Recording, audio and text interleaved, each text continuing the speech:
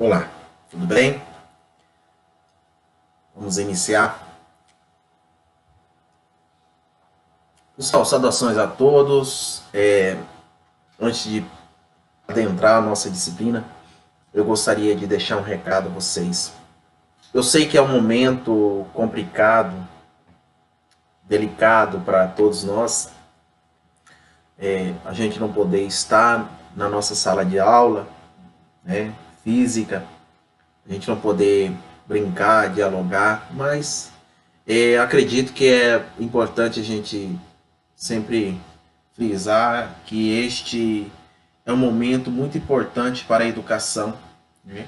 É um momento que nós estamos fazendo história, estamos sendo a história. Vocês estão tendo a oportunidade de revolucionar a educação. Há muito se discute sobre o papel das novas tecnologias na educação. A gente tem acompanhado aí vários teóricos estudando esse campo, né? E aí tem uns prós, outros contra, outros a favor, enfim, né? Então, assim, cabe a nós agora trazer a reflexão sobre o papel dessa tecnologia a benefício da educação. Estou aqui no meu espaço, no meu home office, né? Preparando e me dedicando a vocês da melhor forma possível, né? E espero que eu possa contribuir na vida de vocês, compartilhando o que eu sei, compartilhando as informações. Espero que vocês também façam a parte de vocês, que é de colaborar para que isso aconteça, colaborar com um colega que às vezes não tem dificuldade, né? Às vezes tem a dificuldade de manusear essas formas midiáticas, né? Manusear as novas tecnologias. Eu tenho a minha dificuldade, mas eu estou procurando meios para poder sanar essas dificuldades que eu tenho. Então eu espero que todos vocês também colaborem, ajudem uns aos outros, para que a gente possa passar por esse período e lá na frente poder contar histórias, poder dialogar com os nossos familiares, os nossos alunos, né, a quem nos perguntar como que foi esse processo nosso. Enfim, é um processo de evolução dentro da educação e que é importante sempre frisar. Vocês estão sendo a história desse momento, né, por mais difícil que seja, né, por mais que essas mudanças tenham acontecido de uma hora para outra, mas nós temos ferramentas necessárias para poder continuar. Então, vamos continuar, né? A única dificuldade que nós vamos ter aí, acredito que seja nas práticas dessa modalidade, assim como as outras, mas que é um momento passageiro que logo a gente vai estar juntos e nós vamos poder aí aliar a teoria com a prática. Tudo bem? Bom, sobre o futebol de campo, é importante a gente conversar sobre essa disciplina. Qual que é a importância dela no curso de licenciatura em Educação Física da Faculdade Católica Rainha da Paz? Então há esse questionamento, né? Poxa, a modalidade é uma modalidade que muitas escolas não têm, na realidade, um campo de futebol, né? Muitas escolas não têm como manifestar esse tipo de prática dentro do ambiente escolar. E aí cabe a vocês, né, a nós, profissional da educação física, fazer essa reflexão. Não é porque eu não tenho que eu não devo ofertar, né? Marca registrada, professor Edmar. E aí, cafezinho, né? Só para despertar. Então, cabe a nós, profissional da educação física, fazer essa reflexão. Vejamos, os nossos alunos, eles têm um contato com o futebol de campo. O futebol de campo, ele é uma modalidade que traz na sua raiz uma paixão, principalmente por nós brasileiros. Nós temos aí no peito 5 estrelas, né? Nós somos pentacampeão do mundo. Somos a única seleção penta do mundo. O Hexa ainda não veio, mas virá uma hora, né? Mas assim, é importante a gente se apropriar desse tipo de informação, né? Porque os nossos alunos, eles vivem isso. E aí? Nós não podemos, de nenhuma forma, ofertar esse tipo de prática dentro da escola. Então é importante a gente ter propriedade e conversar sobre isto. É importante essa disciplina dentro do curso, porque de uma forma ou de outra nós estaremos em contato com essa modalidade enquanto profissional, os nossos alunos estarão em contato com essa modalidade enquanto estudantes, enquanto apaixonados pela modalidade, né? E é claro que é importante a gente se apropriar desse tipo de cultura, porque ela está inserida no contexto cultural do país e isso precisa ser discutido. Então vamos juntos, vamos nos aventurar nessa modalidade. O primeiro questionamento que eu faço a todos vocês é: o futebol surgiu mesmo na Inglaterra? O futebol no país, como que ele chegou? Como que ele veio? Então tem alguns questionamentos sobre e as regras desse futebol, como que surgiram? Futebol, ele é uma paixão de todos ou de uma minoria? Futebol é para ser jogado por todos? É o direito de todos? Então há alguns questionamentos que nós precisamos, ao longo desse contexto histórico, descobrir, ter propriedade para se apropriar disto e debater. Muito bem. Ao longo dos tempos, eu fiz uma pequena introdução, meus queridos. Ao longo dos tempos do futebol, da sua existência, né, então há um contexto histórico por trás dessa modalidade. E também é muito diferente daquilo que a gente só vê ela, né, disseminada. Olha, o futebol surgiu na Inglaterra e veio para o Brasil por Charles Smith. Não, não é assim. Existe um contexto histórico por trás disso daí que nós precisamos discutir enquanto profissional da educação física. Né? Então, a modalidade que nós vemos hoje, nem sempre ela foi uma prática inserida em todas as classes sociais. A modalidade que nós vemos hoje, ela foi uma modalidade, no seu início, muito praticada pelos clubes, né, para quem tinha dinheiro, pela classe mais alta. Né? E aí a gente vê num contexto histórico que até antes, né, lá no tempo das guerras medievais, que somente os burgueses tinham condições de jogar. Né? Então o futebol nem sempre foi essa prática maciça que ela é hoje, né? de jogo, em todos os continentes, enquanto prática, né? Nem todos tinham essa prática enraizada no seu país, e nem todos tinham... Opa, chegou a visita, o cachorro. Nem todos tinham essa possibilidade de praticar. Então é importante a gente discutir aqui que justamente esse contexto histórico que é passado a modalidade, né? Então a gente vai ver que houve uma evolução do jogo, né, praticada desde os tempos primitivos, lá pelas tribos, né, da antiguidade, até chegar aonde que é hoje, né? Esse um recorte desse tipo de prática que é hoje, vivenciada no nosso tempo contemporâneo, né? De que forma que essa modalidade hoje ela atinge a todos. E aí a gente vai estudar ao longo desse contexto histórico como que é a prática da modalidade lá dentro dos gêneros, né, masculino, feminino, né, a gente vê que há uma dificuldade muito grande do público feminino ser inserida por toda a comunidade. A gente vê a diferença que é de prêmios, de pagamentos, agora a gente fala de capitalista. Então a gente precisa compreender essas restrições que aconteceram dentro do contexto histórico dessa modalidade, né, para que a gente possa ter argumentos e defender futuramente a apropriação dessa modalidade a todos os públicos. Né? Vamos lá. Então, por mais que ela seja uma modalidade muito acessível, né, a todos, é importante a gente frisar aqui, né, que essa modalidade ela é importante para nós justamente pelos fins pedagógicos que ela tem, justamente pela forma recreativa que ela oferece e justamente porque ela é uma competição. E a competição ela gera um objetivo, e esse objetivo ele precisa ser cumprido lá dentro dessa modalidade.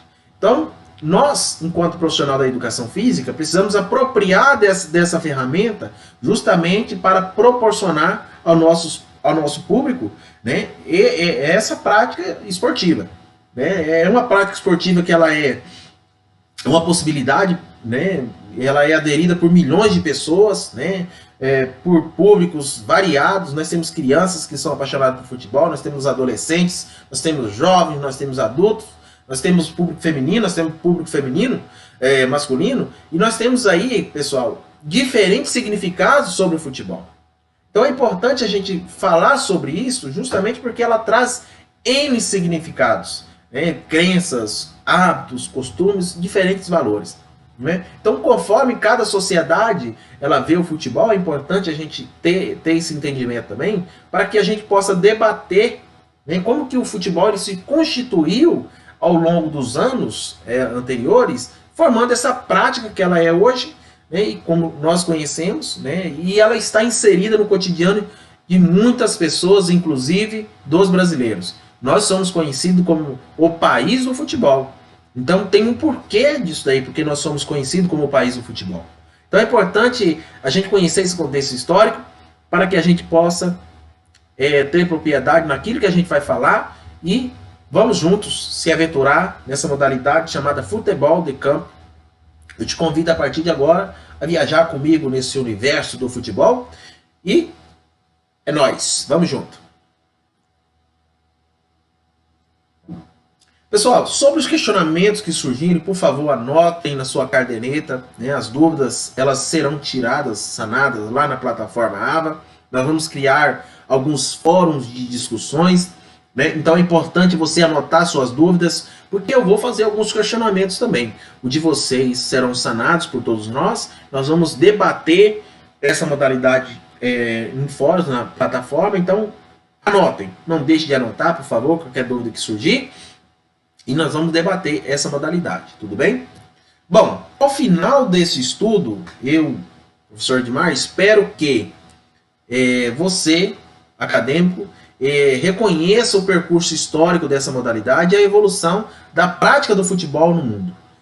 Também espera-se que você descreva a origem do futebol como modalidade esportiva no Brasil e analise criticamente a prática do futebol em diferentes culturas, em diferentes gêneros, tá? De que forma que os praticantes veem essa modalidade. Né? Isso aí é importante nós frisarmos, porque nós vemos o futebol de uma maneira, nós, os brasileiros. E aí, como os muçulmanos veem o futebol? Isso é importante a gente discutir aqui, tá? Enquanto profissional da educação física.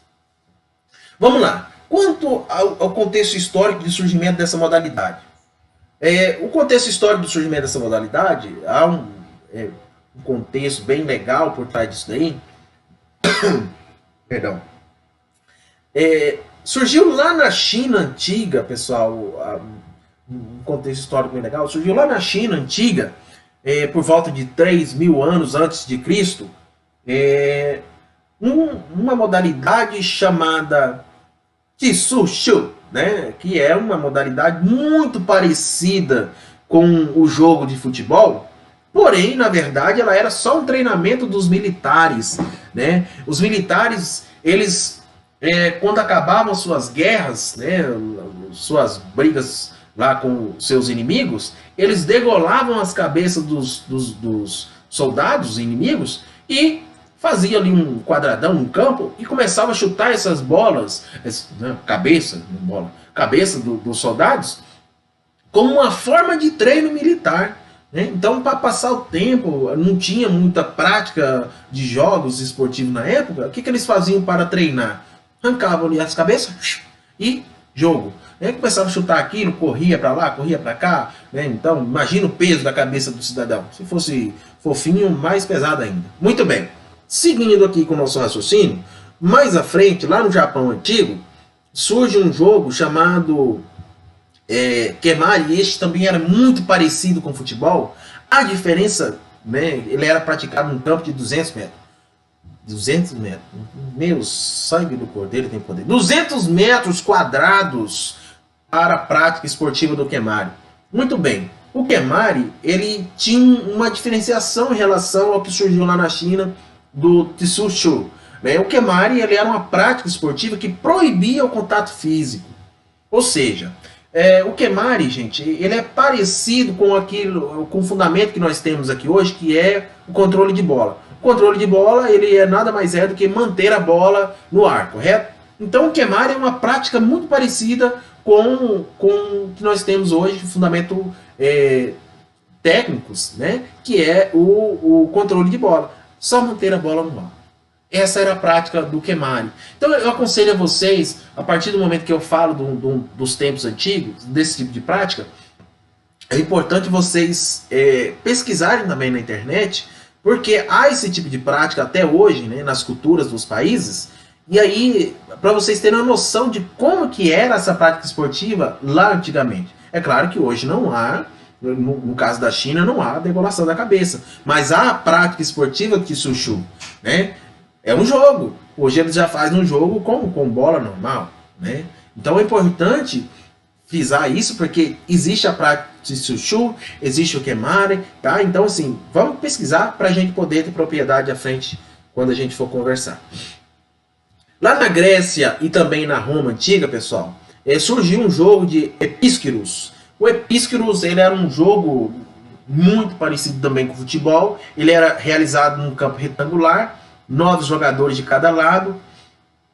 Ele era formado, jogado de que forma que os jogadores pegavam a bexiga do boi, enchia cheia de terra e de areia, né, para poder fazer o seu jogo. Treinamento, né, não é jogo, treinamento.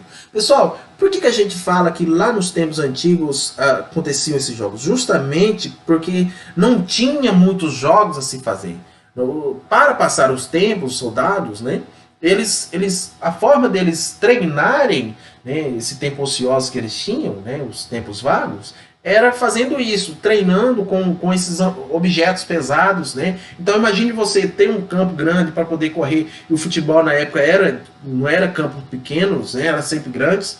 Então, assim, durante esse processo histórico, eles utilizavam dessas modalidades, desses jogos, para poderem fazer os treinamentos deles de guerra. Né? Então, assim, os chineses arrancavam a cabeça dos soldados, corriam para lá, chutavam aquele trem pesado, né? Tinha corrida, tinha o peso da cabeça. Então, assim, na Grécia e na Roma, a mesma coisa. A diferença é que já houve uma evolução, pegaram-se a bexiga de boi, enchia de areia e de terra, e era a bola deles jogarem antigamente. Então, há esse contexto histórico. Lá na Idade Média, existia um jogo, né, um esporte muito parecido com o futebol.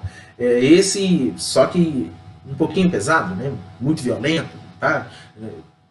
Apesar que o futebol de hoje ele é um pouquinho violento também. Há um contato físico, né, um totozinho aqui, um totozinho ali. Mas enfim, o Sully, o Harpastum, né, que era praticado na Idade Média, por militares também, ele permitia a gente usar golpes violentos, muitas das vezes até morriam. Né? A gente vê ali uma praça, mulher sendo arrastada para o lado ali, homem tentando sair. Então era um jogo muito violento, né? Muitos golpes, enfim.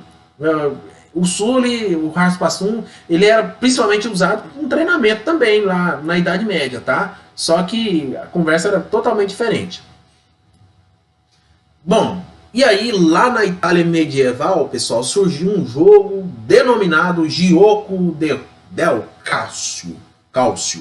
O Gioco del Calcio, ele era praticado numa praça mais ou menos por 27 jogadores de cada lado. 27 jogadores de cada lado vai dar 54 jogadores, é isso? Acertei, matemática, obrigado. Bom, e aí, 54 jogadores num campo, pessoal. Campo não, numa praça, vamos imaginar, 54 jogadores. Imagina a confusão que era. Imagina a guerra que era. Né? Então, assim, é importante a gente conhecer esse contexto histórico nesse momento, né? Porque ali no jogo de Calcio já tinha mais ou menos uma noção de como que seria o futebol. Porque ali eles já colocaram dois postes, né? Vamos chamar de traves, né? Mas já colocaram 2 postes lá aos extremos da praça de cada lado, e aí era o objetivo do jogo. Né? Então ali o jogo de Calcio tinha 2 equipes, então já tinha lá os 2 postes. O objetivo era levar a bola até esses postes. Ponto. Né? Então ali algo muito parecido com o futebol que há hoje.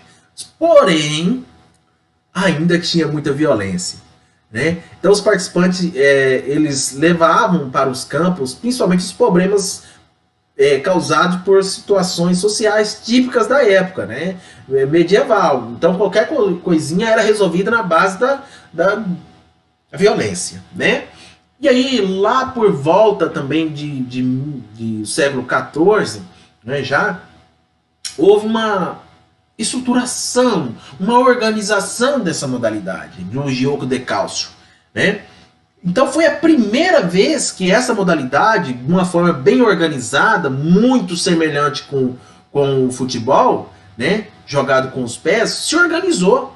Então foi a primeira. Então o jogo de cálcio foi, é importante frisar, que foi a primeira modalidade esportiva, né, primeiro jogo esportivo ali, que parecido com o futebol, houve uma organização para que pudesse ali avançar, tá? Não esqueçam disso, ô bichinho. 2 séculos mais tarde, pessoal, ele foi trazido por Carlos II, ele era um membro da nobreza, né? E aí ele saiu da Itália e trouxe o jogo de cálcio para onde? Para a Inglaterra, né? Então chegou o jogo de cálcio lá na Inglaterra, né? O Carlos II, né, que era um membro da nobreza, trouxe essa modalidade. Então lá, quando chega na Inglaterra, ela ganha um outro nome, né? Mob Football, né? Mob Football, né? Ganhou esse nome assim que chegou na Inglaterra por Carlos II. E lá ela começou a ser praticada. Pessoal, lá na Inglaterra, nos tempos antigos já havia um jogo muito legal, que é o rugby. O rugby já existia na época. O rugby, como todos sabem, é uma bola, o objetivo é levar, né, um espaço do campo até o outro, né, já existia na época na Inglaterra. E aí, também, o rugby é uma tradição dos países europeus, e lá na Inglaterra não era diferente. Era um jogo muito violento, de contato físico, como vocês sabem, porém, qual que é a situação do rugby e o futebol aí? Houve uma união das duas partes, né, para que o jogo ele pudesse de alguma forma acontecer. Então, assim, o futebol de campo e o rugby se uniram. Mas como que houve essa união? Olha, o material que era utilizado para o rugby, a questão das chuteiras, né, bolas, e aí já começaram a se organizar para fazer as bolas de couro, né, aqueles pesados, aquela famosa bola de capotão, né? Essa aí já é do meu tempo. Não, muito tempo atrás existiam as bolas de couros. Essas, elas eram feitas, né, do couro do animal, é claro, né? E aí criou-se aquelas bolas pesadas, passa-se aos tempos. Mas o importante dizer nesse contexto histórico é que eles começaram a se organizar lá atrás, na Inglaterra, justamente nesse período, né? E aí, lá por volta de 1815, ele ganhou novas regras, né? Claro, diferente, organizado, sistematizado, aquele ambiente de violência, ela começa a dar uma outra cara, né? E aí é importante frisar que lá em 1857, na Inglaterra, cria-se o primeiro clube de futebol, que é o clube do Sheffield Football Club, né? Em 1857. Então, assim, é importante a gente começar a entender a estruturação dessa modalidade aqui. Cria-se a primeiro clube esportivo interessado na modalidade, né? Então, há nesse contexto histórico, né, da modalidade, que o Sheffield Football Club é o primeiro clube a ser fundado no mundo, né, para se propagar essa modalidade. E aí, o Sheffield, responsável por ser o primeiro clube, ele cria o primeiro regulamento da modalidade, tá, pessoal? Não é regras, né? Ele cria um regulamento dele lá enquanto clube. Então, o regulamento dele passa a ser difundido lá na Inglaterra, e aí ele começa a compartilhar esse regulamento. Então, ficou conhecido como os Códigos de Sheffield, né? Que é o clube que criou, então criou o primeiro regulamento. Ponto. E aí o Sheffield, ele começa a compartilhar essas informações, compartilhar esse regulamento deles com alguns espaços, clubes que eram disputado na época, o futebol, lá dentro da Inglaterra, certo? É importante a gente frisar que por que o jogo de calça ele sai da Itália e chega muito bem na Inglaterra? O jogo de calça ele já era praticado em vários espaços da Itália, né? Então é uma cultura que já se criou lá na Itália, que era o jogo de calça. Então, por ser propagado lá dentro da Itália, Carlos, uma viagem à Inglaterra, traz então o jogo de calço para a Inglaterra. Sai da Itália e traz para a Inglaterra. Bom, dentro desse contexto histórico, é importante a gente conversar aqui, professor Edmar, como que o futebol é o que é hoje? Bom, lá atrás, pessoal, na época, já após 1800 bolinha, né, 1815, 1820, vamos contar assim. Houve um processo de industrialização muito grande na Inglaterra, né? Então, assim, não só na Inglaterra, mas a Alemanha passava, a Rússia passava por esse processo, a França, também a Itália. Então, nesse processo de industrialização, o que houve? Facilitou a propagação da modalidade, né, justamente pelo processo migratório, pelo meio migratório. As pessoas migravam de um espaço para outro muito rápido, né? Porque já que eles estavam no processo de industrialização, né, então isso facilitava o quê? A migração dessas pessoas. Né? Então eu conhecia o futebol lá na Inglaterra, levei para a Rússia, que assim ia. Tá? Então dentro desse processo, dentro desse contexto histórico, né, é importante a gente discutir isso. Né? E aí, pessoal, lá em 1863, né, os adeptos do rugby, né, aquela modalidade que criou um laço lá atrás, em 1815, não concordava com a inclusão de mais uma modalidade, né, na federação deles, no espaço deles. Lembra que eles tinham cedido os clubes que eles participavam, os espaços que eles jogavam, o rugby? Então, ali em 1863, eles resolvem então fazer o quê? Cortar a parceria. Em 1863, eles resolvem não deixar com que o futebol de campo viesse para a federação deles, para a federação organizada da modalidade deles. Então eles cortam as relações, e aí é cada um para si, Deus para todos nós, cada um segue seu caminho. Então, o que cabe ao futebol na Inglaterra? Criou-se a EFA, né? A The English Football Association. Né? Então, criou-se ali uma federação interna da Inglaterra para que possa organizar de forma bem sistemática esse jogo, né, chamado futebol. Né? Então, assim, após 8 anos de fundação, o que coube? Gente, 8 anos de fundação, 50 clubes já eram filiados a essa federação na Inglaterra. Então, 50 clubes filiados facilitaria ainda mais a propagação dessa modalidade. Né? Então é importante a gente conversar sobre isso. Em 1863 passa também a ser de forma profissional essa modalidade, já que eles criaram essa modalidade, né? Criaram essa entidade, né? que regulamenta, que fiscaliza, criaram também passaram a ser profissional os jogadores dessa modalidade. E aí ela passa a ser difundida em praticamente quase todo o continente europeu. Então, expande-se muito rápido lá na Europa o futebol de campo. Em 1870, mais ou menos, o futebol ele começa a ser praticado pela classe trabalhadora. Lembra que o futebol, no começo, pessoal, ele era praticado apenas por quem tinha condições, aquela classe social alta. Né? Lá atrás, os membros da nobreza. Aqui, quem tinha condições. Então, a classe mais baixa, mais trabalhadora, aquela que não tinha condição, ela começa a frequentar os espaços que tem o futebol de campo e começa ali a ter uma relação, né, uma aproximação com essa prática, começa ali a torcer, começa também a praticar, enfim. Né, nas praças, nas ruas, né, nos clubes que tinham condições, aí nem todos aceitavam, né, e aí essa classe mais baixa, né, começa a ter direito, né, a se manifestar também nessa modalidade esportiva. Né. E aí é importante a gente frisar agora nesse processo que o futebol, ele é uma paixão. Ele é uma paixão para quem joga, mas ele também é uma paixão para quem torce. Então, acontece ali, então surge ali, ele se torna um esporte espetáculo. Né? Que o esporte espetáculo, como todos sabem, é o esporte que está nas mídias, né? Nas tecnologias. Hoje, em uma Copa do Mundo, você tem quase 50 câmeras dentro do estádio. 50 é muito, umas 30, 40, por aí, né? Então, imagine vocês, 30, 40, na mais alta tecnologia, tecnologia mais avançada possível, né?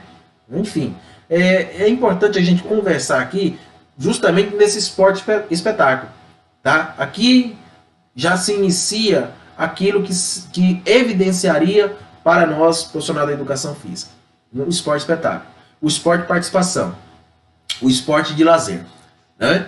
E também o esporte educacional, porque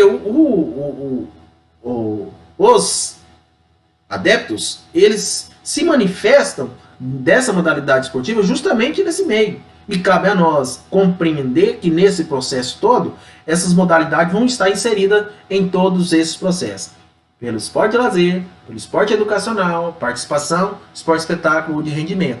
Tá? Que é aquilo que a gente vai estar sempre vendo aí no nosso contexto. Tudo bem? Então, devido à grande expansão dessas modalidades, né, em vários locais jogando, as regras, elas nem sempre eram as mesmas. Por exemplo, as regras que aqui jogavam na Inglaterra não eram as mesmas jogadas na Itália. As regras jogadas na Rússia não eram as mesmas jogadas na Alemanha. E aí, pensando nisso, em 1882, foi criado a International Association Board, né, que é uma instituição que foi responsável para definir e esclarecer as regras da modalidade, né, as equipes que estavam em evidência na época, principalmente aquelas que estavam organizando as competições. Né? Então, qual que era o objetivo da International Association Board? Né? Principalmente interpretar a regra para essas pessoas que iriam criar alguns campeonatos, que iam fazer algumas competições, enfim, né, que iam participar de alguns eventos esportivos. Então o objetivo dela era interpretar a regra igual para todos que fossem competir o futebol na época. Né? E aí, lá em 1904, surge a toda poderosa FIFA, né? Association Federation International de Football. Ela que é responsável hoje pela regulamentação da modalidade, ela que é responsável hoje por gerir a modalidade de futebol de campo, ela que é responsável por gerir hoje o futsal. Então, assim, ela detém os direitos da modalidade. É importante a gente frisar que ela surge, então, em 1904, justamente para que todos os continentes falassem a mesma língua dessa modalidade, todos os continentes respeitassem a sua cartilha de regras, para que a modalidade que fosse competida lá na América, aqui na América, lá na Europa, na Ásia, na África, em qualquer espaço, fosse falado a mesma coisa, fosse competido e interpretado a regra da mesma forma para todos os adeptos. Né? Pessoal, sobre essa aula de hoje, né, dia 6, por favor, o material para leitura está disponibilizado lá na plataforma AVA, e o link para acesso a esse livro é este. Tá? Está na plataforma AVA também material para leitura em PDFs. Por favor, não deixe de acessar para que a gente possa fazer os fóruns de discussões e lá a gente poder contribuir uns com os outros, compartilhando as informações, compartilhando aquilo que a gente sabe, para que a gente possa crescer em conhecimento. Ok? Então, até breve.